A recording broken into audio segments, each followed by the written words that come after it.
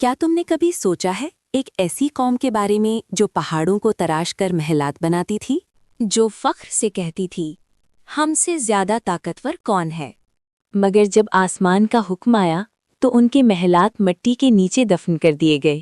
حضرت نوح کے بعد ایک اور قوم پیدا ہوئی، قوم عاد۔ ان کے شہر کا نام تھا ارم ذات العماق۔ ان کے جسم پہاڑوں کی مانند مضبوط تھے۔ وہ کہتے تھے ہم ہی زمین کے وارث ہیں۔ رات کے وقت ان کے چراغوں کی روشنی دور دور تک چمکتی تھی۔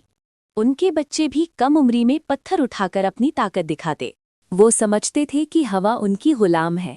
جب وہ دور سے طوفان آتا دیکھتے تو ہنس پڑتے۔ تب اللہ نے اپنا نبی بھیجا، حضرت ہود علیہ السلام۔ اے میری قوم، صرف اللہ کی عبادت کرو۔ قوم نے جواب دیا، ہم طاقتور ہیں، ہمیں کوئی چھو بھی نہیں سکتا۔ کیا تم چاہتے ہو کہ ہم اپنے باپ دادا کا دین چھوڑ دیں؟ ہم پہاڑوں جیسے مضبوط ہیں، ہماری طاقت کا مقابلہ کوئی نہیں کر سکتا۔ حضرت ہود نے فرمایا، میں تمہیں ایسے عذاب سے ڈراتا ہوں جس کا تم تصور بھی نہیں کر سکتے۔ لیکن جن دلوں میں غرور بھر جائے، وہاں نصیحت پتھر سے ٹکرا کر ٹوٹ جاتی ہے۔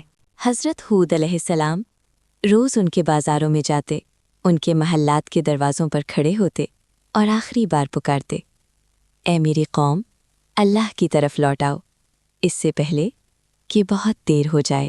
مگر ان کے سردار ہنس کر کہتے، اگر تیری بات میں سچ ہوتا تو ہمارے محلات کب کے گر چکے ہوتے۔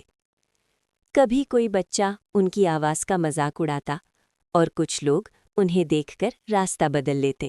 ایک دن حضرت ہود علیہ السلام ان کی بڑی مجلس میں گئے، جہاں سردار سونے کے تختوں پر بیٹھے تھے۔